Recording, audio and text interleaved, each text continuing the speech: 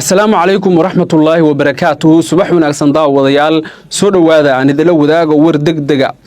beesha jaamac siyaad oo kamid ah beelaha hubeysan ee dhulbahante ayaa waxa ay la soo baxeen hubkii kaydka u ahaa iyo askartii ugu badneed waxayna u jihaysteen dhinaca magaalada Cirigaabo cududii hubkii iyo rasaastii iyo askartii kaydka u ahayd ee beesha jaamac siyaad hadda xoogooda waxa la geenayaa aaga magaalada Cirigaabo maxaa ka qarsoon oo xalay dhacay faahfaahinta ayaan kula wadaagi doonaa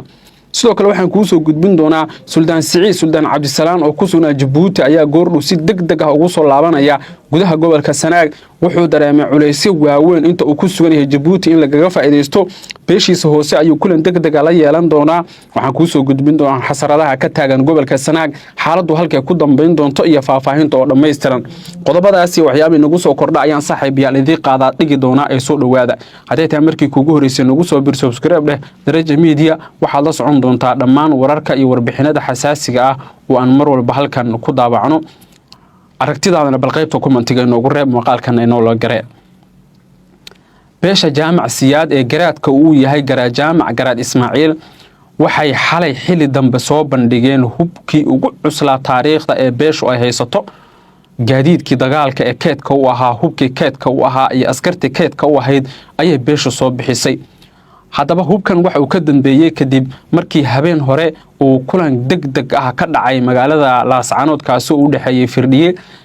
cuqaasha beesha jaamac siyaad garaad jaamac garaad Ismaaciil saraakiisha ciidamada beesha waxaana la isla afgartay in Cirigaabo awood ciidan lagu qabto beesha jaamac siyaad inay hadda soo bixiyaan hubkoodii ugu cuslaa dabcan waxay ku tusinaysaa sidii hadda xaaladdu u gaartay meel aad u sareysa oo aan waxba laga qaban karin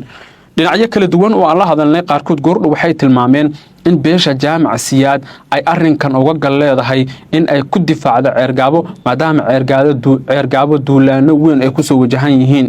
hore waxaan idinku sheegay in ku dhawaad 64 tikniko oo ah gaadiidka dheereeya ee Cabdibillaah la yiraahdo oo askar hubeysan ay saaran yihiin in beesha jaamac siyaad ay u dirtay gobolka Sanaag laakiin hadda waaba laga maarmi waayay ciidamadii kaydka taas oo keentay in beeshu ay banaanka keento qoryahooda dorondooriga u dhaca baasuukayaal lidadka diyaaradaha qoryaha la yiraahdo Adifeef iyo Jantachiku qoriga la yiraahdo M30 cadhameelayaal lagu xiray qoryaha dorondooriga u dhaca iyo waliba gaadiidka dheereeya Cabdibillaah la yiraahdo iyo rasaas fara badan ayay dabcan banaanka keeneen beesha jaamac siyaad xaaladan oo kale waxay ku tusinaysaa in xaajadu hadda ay marayso meel aad halis u ah oo aan waxba laga qaban karin iyada oo la arki karo maalmaha soo aadan isku dhacyo waaweyn oo dhanka ciidamada ah oo dhex mari kara beesha jaamac siyaad iyo sidoo kale beelaha kale ee warsangeliga ee difaacanaya gudaha magaalada Cirigaabo qobarada arrimaha la socota waxay leeyihiin beesha jaamac siyaad waxay rabtaa inay waji ka sameysato maamulka hogaamiye Cabdiqaadir Firdhiye waxay rabaan in ay xoog cudud iyo ciidanba isku geeyaan sidii Cabdiqaadir Firdhiye loo difaaci lahaa waxay rabaan in ay taageero buuxda la garab istaagaan Cabdiqaadir Firdhiye waxay rabaan Cabdiqaadir Firdhiye ballankiisii ah inuu Cirigaabo qabanayo inay markaasi ninka odayga ah u meel mariyaan qodobadaas oo dhan ayaa la leeyahay way keenayaan ama degdegan way keenayaan la xiriira in Cirigaabo si degdeg ah loo qabto isla markaana beesha jaamac siyaad hubkii ugu badnaa ay banaanka keento haddaba waxaad isweydiinaysaa beesha jaamac siyaad ma degto gobolka Sanaag intaan ogahay Cirigaabo dabcan Cirigaabo ma degto Sanaag oo dhan ma wada dhihi karaa laakiin Cirigaabo ma degaan intaan ognahay laakiin waxa loo baahan yahay ayaa la leeyahay si aan loo dhihin ciidankii beesha jaamac siyaad ayaa dagaalka ku soo biiray oo dagaalkii hab qabiilad ayuu u dhacay in shaatiga ciidanka maamulka waqooyi bari ay ku howlgalaan ee dariiska ciidamada dawladda loo geliyo kadibna qoryo adag loo dhiibo dagaalkana sidaas ay ku galaan saraakiisha beelaha dhulbahante qaarkood waxa ay leeyihiin iyaguna sheekooyin cajiib ah ayaa laga soo warinaya qaarkood oo ah in iyaga laftirkooda xataa ay doonayaan inay arkaan Cirigaabo oo si degdeg ah loo qabtay isla markaana laga taqallusay cid walba oo doonaysa in ay maamulka Cabdiqaadir Firdhiye minjaxaabiyaan waana qorshe kale oo cajiib ah oo beesha jaamac siyaad ay ku doonayso inay Cabdiqaadir Firdhiye ku garab istaagaan xogaha la helaya waxay tilmaamayaan in dhowrkii saac ee la soo dhaafay ay jireen aragtiyo kala duwan oo la xiriira in xilligan ay haboon tahay in Cabdiqaadir Firdhiye Cirigaabo la qabto jawaabta oo fudud waa sababtoo Cabdiqaadir Firdhiye markii uu ballanqaadyada sameeyay ballanqaadiisa waxa qayb ka ahayd inuu Cirigaabo qabanayo in uu dadka deegaanka ka shaqeynaya nabadooda iyo xasiloonidooda in maxay tahay yani ceergaabo inuu priority-ga koowaad ama qabashada koowaad ay noqon doonto ceergaabo. hadda beesha jaamac siyaasidaasi lamid ah haddaad xasuusataan bil ka hor ayaan idinla wadaagay in beesha jaamac siyaad ay soo gadatay hub aad u fara badan, ay soo gadatay qoryaha dorondooriga u dhaca, gaadiid dheereeya, weliba rasaastaas iyo hubkaas waxaa la sheegay inay gadeen qaar ka mid a ganacsatada hoose ee beesha jaamac siyaad iyo sidoo kale qurba joogta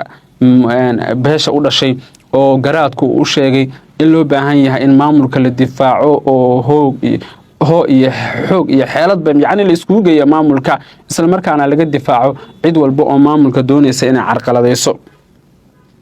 48 saac la soo dhaafay dhacdooyinadaas oo dhan waa ay jireen, laakiin xogta la helaya waxay tilmaamaysaa in saacadba saacada ka dambaysa la arki karo dhacdooyino waaweyn oo dhanka amniga taabanaya oo arrimahaas oo dhan ku saabsan. xubno saraakiil ah qaarkood waxay tilmaameen inay arkeen dhacdooyino waaweyn oo arrimaha amniga taabanaya, kuwaas oo la sheegay in inta ay xaajadu halka taagan tahay ay meel walba tegi doonaan, isla markaana ay arki doonaan dhacdooyino cajiib ah oo dhanka amniga la xiriira oo laga arki doono magaalada Cerigaba ee xarunta gobolka Sanaag. waa arki doonaa beesha jaamac siyaadii beela kale ay ku soo biiraan oo doonaya inay Cabdiqaadir Firdhiye magaalada la qabtaan. markana ninkii Suldaan Siciid Suldaan Cabdisalaan ahaa oo asbuucyo ka hor ama maalmo ka hor ceergaabo shir ka furay oo yiri shirka nabadda ceergaabo isagoo ku xumeeyanaya beelweynta dhulbahante ayaa hadda la soo warinaya inuu soo gaabiyay safar uu ku joogay wadanka Djibouti. ilaa hadda lama oga sababta arrinkaasi ka dambaysa, laakiin xogta aan helayna ayaa waxay tilmaamaysaa in uu soo gaabiyay safarkiisii magaalada Djibouti caasimadda wadanka Djibouti. xogta la helaya waxay tilmaamaysaa in uu dareemay culeysyo waaweyn oo amniga taabanaya oo ceergaabo ka soo kordhay, taas oo la sheegay in ay durba ku dadejisay in uu go'aanadaas noocaas oo kala qaato, isagoo leh waxaan qaatay go'aano cajiib ah oo ku saabsan inaan ceergaabo tago ama ceelbuur tago. Suldaan Siciid isaga lacag fara badan ayaa lagu siiyay, xoog dhaqaale iyo wax walba ayaa lagu siiyay sidii uu ceergaabo u difaaci lahaa. yacni isaga iyo Mahad Cambaashe waxay lacag fara badan ka qaateen madaxweynaha Puntland Siciid Cabdullaahi Deni iyo sidoo kale madaxweyne Cirwaane. ninka kaliya ee xilligan isku waday kara Somaliland iyo Puntland waa ninka kaliya la aaminsan yahay inuu hadda ka shaqeynayo farsamooyinkan cajiibka ah ee la xiriira in ceergaabo la yiraahdo waxa lagu qabanayaa shirka nabadda looga hadlayo si arrimahaas oo dhan markaa looga wada shaqeeyo.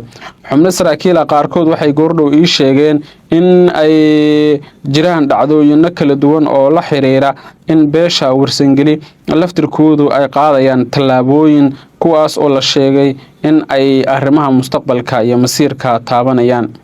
ilaa 4 xubnood oo kamid ah kuwa waqooyi bari qaarkood waxay tilmaameen in Suldaan Siciid dhowr jeer loo gacan haatiyay lagu yiri ku soo biir maamulkaaga, laakiin uu taasi garan waayay isagoo oo iska indha tiray